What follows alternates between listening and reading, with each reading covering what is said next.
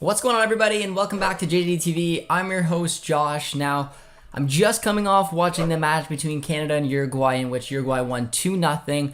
This was the most I have ever learned from a Canadian national team match. There was a lot of positives, there was a lot of negatives. This was a real balancing act and a real learning opportunity. I can't wait to break it down with you. I got 5 takeaways, but you might even get a couple more because there was just, honestly, so much. So hopefully you guys are excited. Be sure to sit back, drop a like, drop a sub, and let's get into my takeaways now.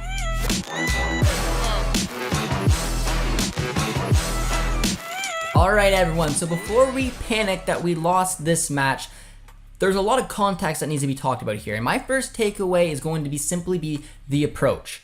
Now, did we get off to a good start? No, but this is what a friendly is about. It's a learning opportunity to take a look at what Canada is going to do if they go behind. And I loved the feedback from the players. They went down early, didn't let their heads drop. They attacked, they pressed, they led to a ton of opportunities. I really like what they did. Instead of just like what Qatar did literally in the last match, going down early and then parking the bus and having almost no influence on the match whatsoever, Canada didn't do that. And this is where I want to leave it to you guys and the viewers, because I think that there's a huge debate between whether it's strategic or a little naive. And it almost makes me think of the way Diego Simeone approaches a match with Atletico Madrid.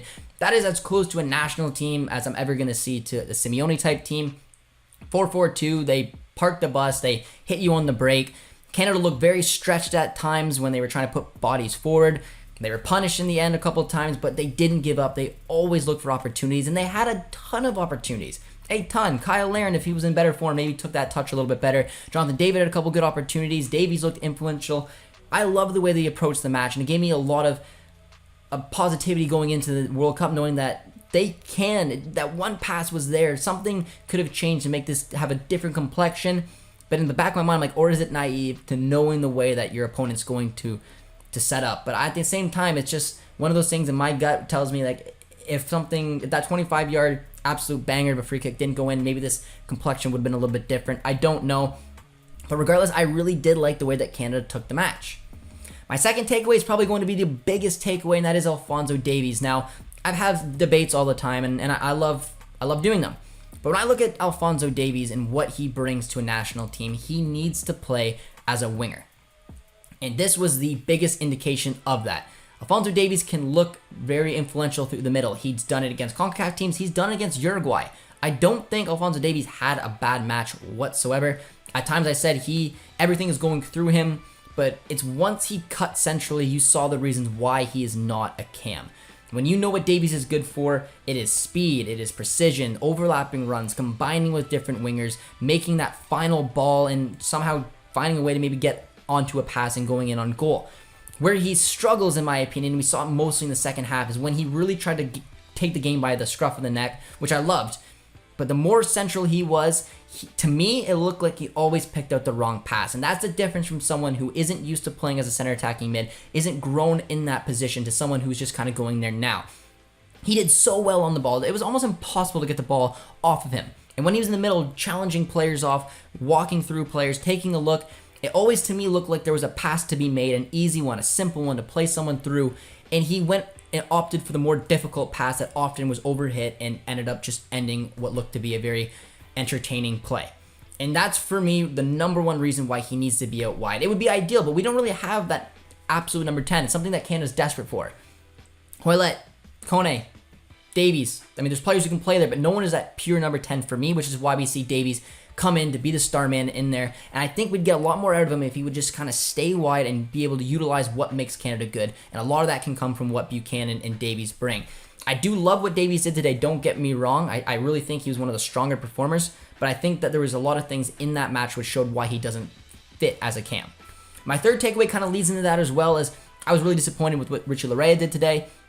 I think playing when we kind of go in this like 3-4-1-2 or 3-4-3 type system, it almost seems like it needs to be Buchanan. Because when Richie is flying, it's like when Richie plays at right wing back, but then you have Buchanan in front of him and you see him thrive in those overlapping runs. But we didn't really have that today. The way that they were playing, everything kind of went down the left. Richie looked very isolated and didn't really put in much of a shift.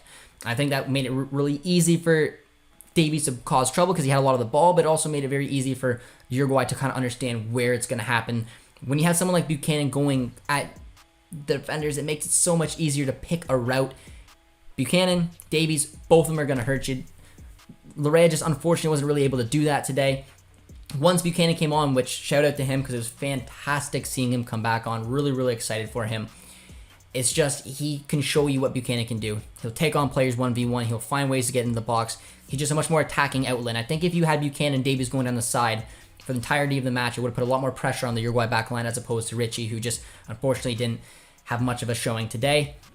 My fourth takeaway is unfortunately for another player who didn't have a great showing, and that was Alistair Johnston. And Alistair Johnston for me is a player that, like I always say, is almost irreplaceable. He's been so good, and I thought he had a decent match. It's just when you go up against an opposition of the quality like Uruguay, you're going to be put under situations where players will get the better of you. And unfortunately, 2 times in this match, Alistair Johnston just got outdone by Darwin Nunez. He should have scored twice. He blasted it over the net. Poor miss from someone of his standards. And then the second one, just too easy to get off and head it in. That's got to be adapted. There should never be a situation where it's Alistair Johnston versus Darwin Nunez in the air like that. Unfortunately, that could be a tactical tweak, but Alistair had a bit of a tough time in those couple of opportunities. Overall, I thought he was decent, but it wasn't one of the games where we see a shutdown Alistair Johnston, unfortunately. But again, learning opportunity, hopefully something that maybe John Herdman can tweak going into the World Cup, where you want to make sure that those type of situations aren't going to happen. Because, I mean, Alistair Johnston shouldn't be going up against Darwin in there. He's never going to win those type of battles. It's just not ideal. But I'm going to end on a good note, guys. And my fifth and final takeaway is we're going to look in the midfield here. Now, I'm going to touch on 3 different players. Samuel Piette, I thought kind of looked like what you would expect from Samuel Piette kind of in a game like Uruguay.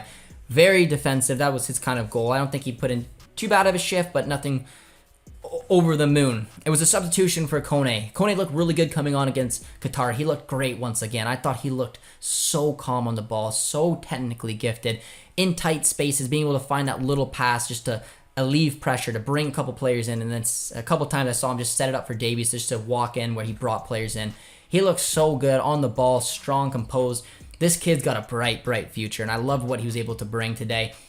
And also want to give a shout out to Stephen Eustachio. He was the performer of the match. Didn't really scream out to me. I mean, if Davies could have found some end product, I think it was no-brainer. Everything went through him. He had so much of the ball, so much fun, but to watch today, it was those final decision-making. Steph did look pretty good as well. I don't really think this is one of his best performances ever, but I think that midfield is pretty safe with the Eustachio and Kone. And it's almost like I said, if we had a 10 that would allow Buchanan and Davies to stay wide and maybe take off Kyle Larin and keep David up front, that's what I'd like. I mean, the 4-2-3-1 for me, I think would work really well if we had a 10. I think that's something that we're missing, that creativity. Unfortunately, it makes Davies comes in, which in my opinion, like I said, takes him out of where we need him.